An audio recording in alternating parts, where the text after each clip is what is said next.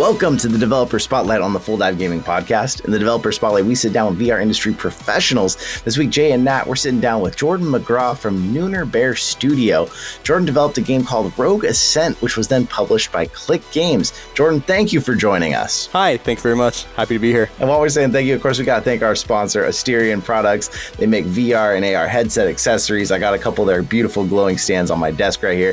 If you want one for yourself, use code FULLDIVE10 on Amazon to save an extra 10% off. And Jordan, we had some people from Click Games before, but this is our first time having you here from Nooner Studio. And we found out Rogue Ascent is officially coming out Sci-Fi Day, May the 4th, official Oculus store. For our listeners who've never heard of it, obviously congrats, but what is the game? Rogue Ascent is this blast into the sci-fi universe using just hand tracking technology. I mean, it's everything that you've seen in film and media before this, but it's brought into reality. So we've used controllers for a long time, and we're used to using these in all sorts of, when we play on console or play anywhere. But this is the first time that you're just using your body. You're just using your gestures and your hand communication to actually navigate and control the game. It's an interesting game. I got to play it some. And for those of you out there who haven't done much of the hand tracked on Quest yet or on Quest Pro, you don't pick up the controllers at all. You just leave them sitting somewhere and it sees your real hands. And although it can be glitchy, the game actually gives you some tips. Have good lighting, have good contrast,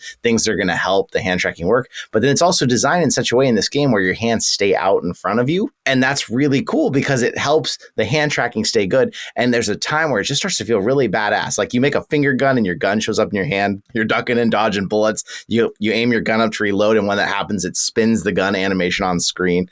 That is really cool. Yeah. I had a good time playing it. And how does it feel to be going on the meta store? That's like the big goal for every developer I know. Yeah, it's surreal. I mean, honestly, it's surreal because, you have these aspirations. When you start building the game, you're like, well, are people going to like it? It's particularly something like this that's kind of a new take on. It's a whole new control scheme. Nobody's familiar with anything like this. You even wonder if something like this would get attention, and then, it keeps getting bigger and stuff. And then you work your way into App Lab. Being on the official store is just, again, it's surreal. It really is. It's very exciting. For those that got the game when it was on App Lab, do people that have the game on App Lab automatically get the Metastore version, or is there anything special they need to do to update it? Yes, absolutely. They are entitled to the Metastore version if they purchase it on App Lab. Yeah, they're very good about that. Nice. And it's automatic. They don't have to go re-download or anything. That's good. Yeah. Cool. So easy. I know there was another game that people had pre-ordered and last minute it came out on one of the platforms, the step up from what it was. And so they canceled everyone's pre-order and they had to re-pre-order or go buy it from the store. So it's probably best that the game was already released when this happened. Liking the game, I've got to play it some and it's an interesting mechanic. So I'd love to have you kind of talk through the mechanics for someone who's never played it. What motions are they using with their hands? How do they move around in this game? Give them a little taste of that. Yeah, so for those who are able to see this, if I put out my finger guns, this is how you shoot. You don't have to squeeze triggers. You're not doing anything else. It's a really simple gesture. Finger guns. That's how you aim. That's how you fire. You block bullets by putting up two fists in front of you. That blocks. You have this energy shield you raise. You move around in the world. There are these little movement nodes placed around in the environment. You put your hand out over top of them. Just a really simple reach gesture, like if you were reaching for something on the other end of your desk. It's all these gestures that are. I always say it's built into your physiology. You've been studying this controller your whole life. When you hand a controller over to somebody who's never played VR before, sometimes there's that moment of confusion, particularly if you already put the headset down, you know what I mean? Yep. And then they're fumbling over these controls. But if I tell someone, look at your watch, they know what to do with that. If they say, hey, make finger gun, it's like they know that. Right. It's just it's so built into us. You can't even help but use your hands when you talk. So it's just, it's so much part of us. But then there's a lot of consideration because, it's kind of like, what approach do you want to take with hand tracking? Do you want to take a very literal approach that's kind of like, well, you have to physically touch things, or do you want to take something that's more gestural that allows for kind of more abstraction of that control system? I took kind of the more latter approach. I said, let's think about this as a new control system and not think about it as simply, using your hands as you might use it. It's a game. So it needs to be fun. When you're doing all these gestures, there's kind of these supplementary actions. You mentioned spinning the gun. I love doing that. Like one of the It's so first things I cool. did when I started building VR games, I think I made like a shooting range, and then I was like, it'd be cool if you could like spin the gun, and I added that, and then ever since then, all of my VR games you've been able to spin the guns, and so this one Like your was signature. yeah, and so it's like it makes you feel really cool because it's like it would be hard to do that normally, but it's a cool sort of gesture that's informative to the player as well because it gives them an indication of their the current control state, and that's important because you don't have things like haptics. You kind of don't know what you got until it's gone. So when you lose out on something like haptics, you really have to emphasize and reiterate on points about like how do you indicate certain things that haptics would have otherwise given you. And in VR, haptics is huge. Yeah, I loved the hand tracking in the game. I thought it was a unique take on it that, I mean, we don't have a lot of hand tracking games right now, but I've done a couple where it's just like you just use your hands so you're like punching stuff or, you know, you do some kind of funky gestures and they don't really work very well. But this really worked really nicely. And like you said, it goes so well with just things that you normally would do, like the finger guns, putting your fists up in front of you. And it worked so well because there's other games that I've played where there's like a shield type of thing. And it's like, you know, doesn't always come up and you're like, bah! And so I was like, oh, this is great. It actually is working and it works so well and comes up right when you need it. And yeah, it's all these gestures that it's like you have to be able to perform these gestures, you know, in combat. So it's like you don't want to give any gestures that are too complicated. You don't want to have it so that, you know, some people have their ideas about they're like, well, how come you don't like squeeze triggers or anything? Then I have to say, think about this. It's a hand tracking game. You're going to be ducking and weaving and bobbing and stuff. And, you know, the hand tracking is good, but it's not perfect. You know, you have to acknowledge the limitations of the technology. Mm-hmm. If you're doing some of these gestures, do you really want to be in an intense, you know, combat scenario and have these fine motor controls fail on you? So you don't. So you just you got to get creative and build within that space that's available to you. And it makes it really fun, which I feel like that's kind of lacking in some of the VR games we have. It's either like these AAA games, you know, they're fun, but they're like really involved. So it's not as much of the kind of whimsy, or like some of these like not great games, like maybe they're kind of fun, but they're pretty bad and like kind of janky. And then this is like so perfect because it works really well. It looks great and it is fun. Like finger guns, that's great. It's like whimsical. It's fun. I really like it. It's a great game. You kind of talked a little bit about some of the limitations of hand tracking, but like how hard is it to get it to work? How did you get it to work so well in this game? It's a lot of design choices. I mean, you kind of have to be actively thinking about. So I did a little bit of experimentation with it. And when I first put on the headset, you know, I looked at version 1.0 hand tracking, and that would have been kind of late in the year, December 2020 or something. I tried it out, and we've kind of been disappointed by hand tracking in the past, unfortunately. So there's kind of a stigma associated with hand tracking, and nobody's really, figured out a good way to use it. So there is that stigma, and you have to address the limitations of any technology you work with, especially, when you're in these emerging technologies. It's one thing to be like, oh, it can do all these things, but then you have to be able to have some baseline. You'd be like, okay, there's certain perspectives to look at it, but from one is just being like, well, you have to realize that, don't ask the player to kind of venture into territory that the headset's not going to be able to, So, for example, I don't require any gestures. Gestures aren't like, multi-stage or something. So, it's not like you have to do this gesture followed by this gesture in order to get this thing to work. The closest that I have to that is your ultimate ability, in which you put up your hand like this and you make a fist. For the most part, you don't want to have gestures that are, you want to make anything pretty much a static gesture. It's very easy, because if you miss part of that gesture sequence, that's frustrating, and you don't get, it's hard to give that feedback. So in a certain sense, it's like, recognizing the limitations of the technology, but then just designing within what you do have available to you, because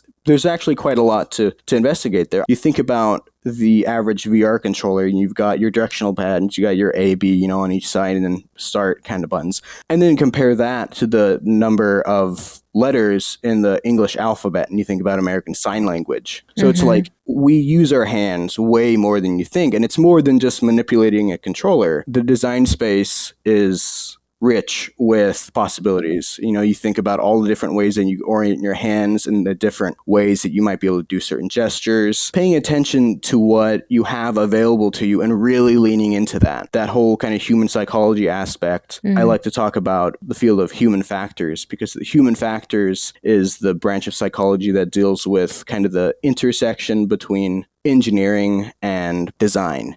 Most machines and systems work fine until you introduce a human into the mix. There are good practices to take with that, and understanding, the human body and what's comfortable to repeat in certain motions. I try to make sure, for example, that I don't have any gestures that require you to put your hands like above your head, because it's not hard to do this, but it is hard to hold your hands here for, do this for like 3 minutes and you'll start to get fatigued.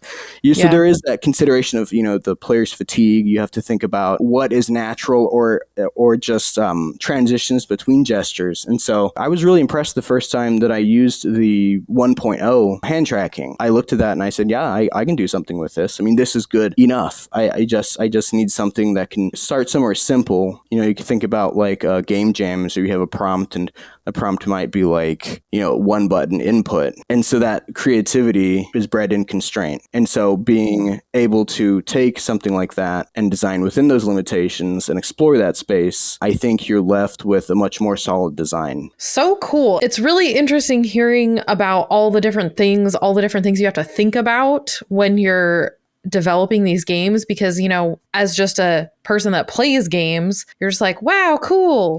And it's like, oh, there's a lot of things that go into this. There's like thinking about like the psychology of it and thinking about the mechanics of it and working within the restraints of it. So I love hearing about that. Thanks for going into that. Yeah, absolutely. I think you brought up a good point there when you said that we've been disappointed by hand tracking before too, because there's been so many things, so many games, and I'm pretty forgiving when it comes to something like hand tracking, how new it is. I went into this game with a little bit of apprehension. I was like, I went through some games recently that had hand tracking and it was rough. And this game, from the trailer, it looked like this game was trying to do a lot with hand tracking. Yeah. And I wasn't even through the first level before I completely changed my mind on it. I was like, okay, when you start, like, you get physical. Make sure you have some space if you're playing this game. You're moving, you're dodging and ducking, and you pull up your gun to your side. It just feels so good. Like to put your your finger gun up by your ear, your gun's spinning, it's reloading, and then you pop around the corner and you start returning fire at these enemies, and you feel like so cool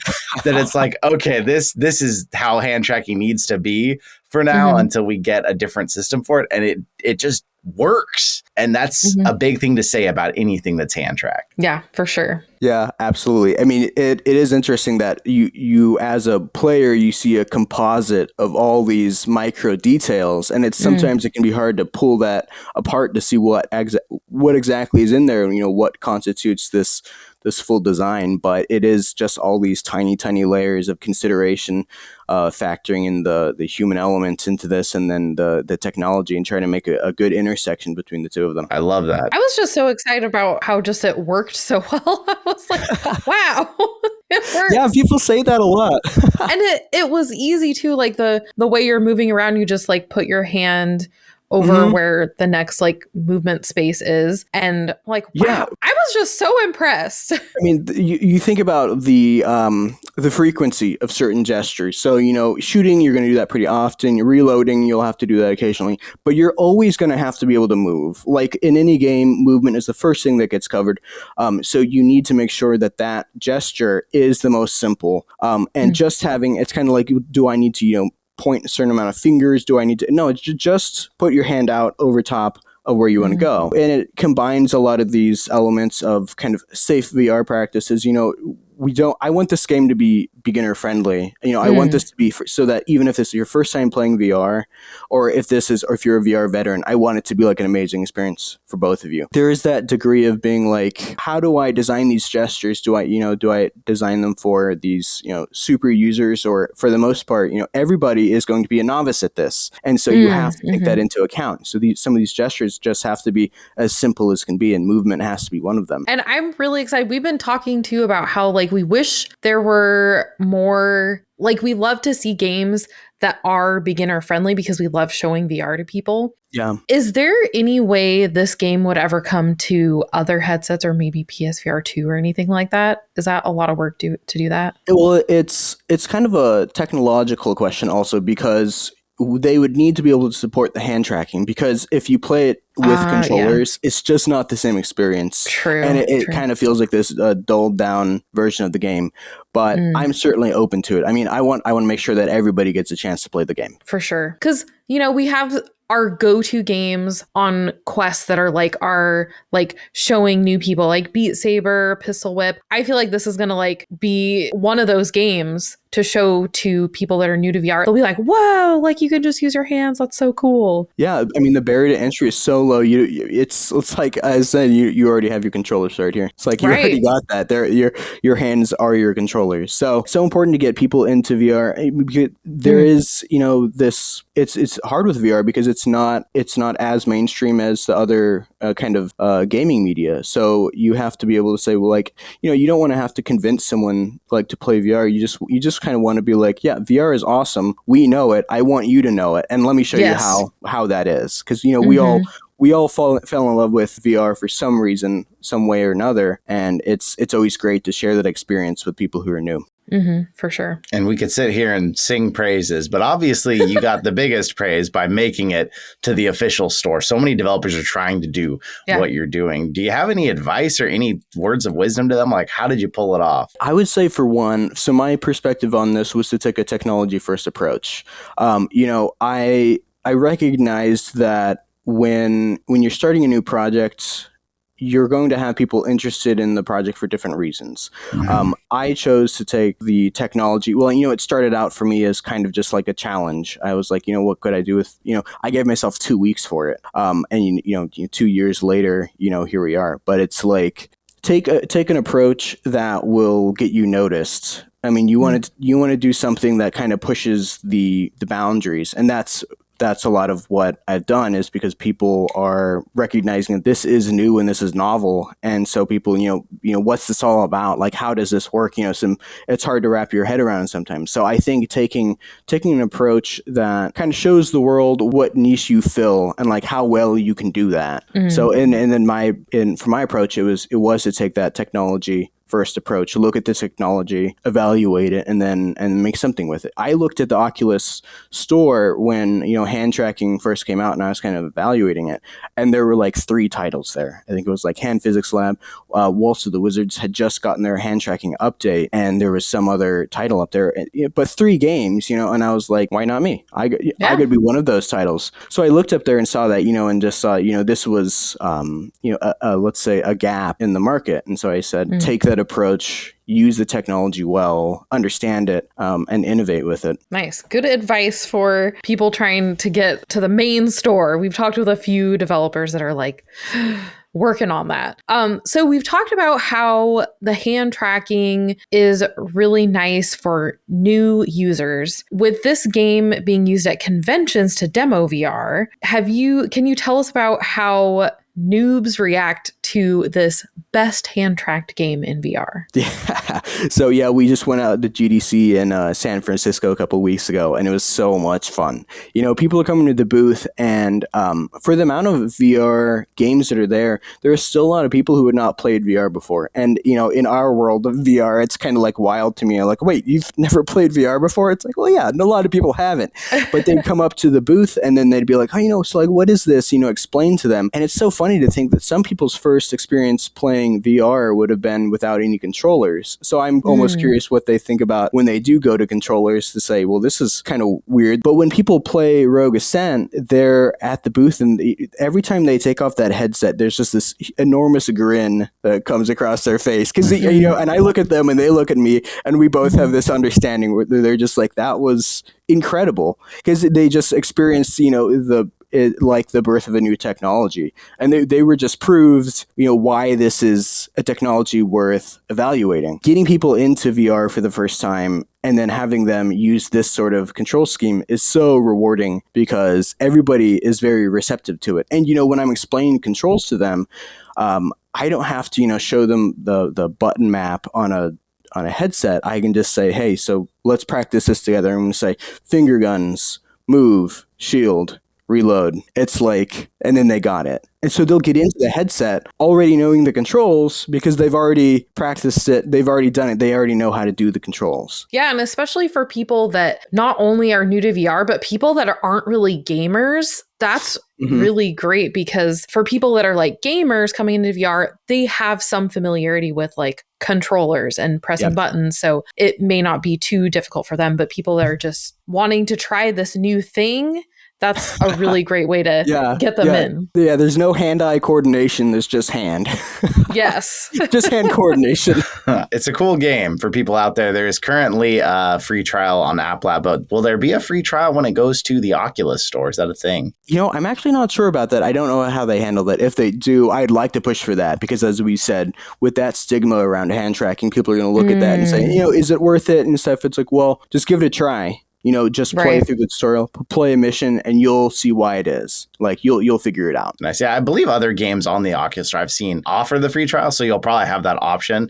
But then if that's still there and you're listening to this podcast, I mean, there's no risk in trying this. We'll, of course, have links, but this is Nooner Bear's calling card, right? This is your main game that's come out that you're known for. Is there anything else in the works? Or are you just going to keep working on this game? What's next for Nooner Bear? There's going to be a lot of support for Rogue Ascent. So after launch, we're going to do an update, big update in the works. After Rogue Ascent, probably more titles very similar to this, doing more of that technology soul searching, figuring out what it is that works and how to innovate in that space. Nice. Well, is there anything else that you wanted to make sure our audience knows that we didn't already cover? Rogue Ascent launches May the 4th. It's been a lot of fun to work on the project. It's been a lot of fun to see what people think about it. You know, it's taken a lot of iteration to get through to the point where it's at currently. And so feedback is important. And if you have anything to share, that's always welcome. So it's always very good to get that. Heck yes. Well, for those of you out there listening, there's going to be links to this in the show notes, in the description, all kinds of ways you can go check it out. And as long as that free trial is still a thing, at least give it a try. If nothing else, give it a try, leave a review because it's going to get you in. It's going to show you something different. I think we forget VR is still new. And a lot of us are thinking, oh, we have grip buttons, we have triggers. We are starting to learn the recipe for how VR should be played. That's not true at all. We've got a long ways to go. And this shows us something there. So I appreciate that. Thank you again, Jordan, for joining us. This has been so great talking to you about this game that we have really enjoyed. It's a great game. Thank you so much. Thank you. Well, hey, if you're out there listening to the podcast, remember, if you want to come see these motions we're talking about, the finger guns and the blocking, make sure and stop by the YouTube, vice versa. We're there for you on all your audio platforms. And if you've been thinking about VR for a while, but the controllers scare you off, well, now there's a game you can play without controllers. So it's finally time to dive on in. Dive on in.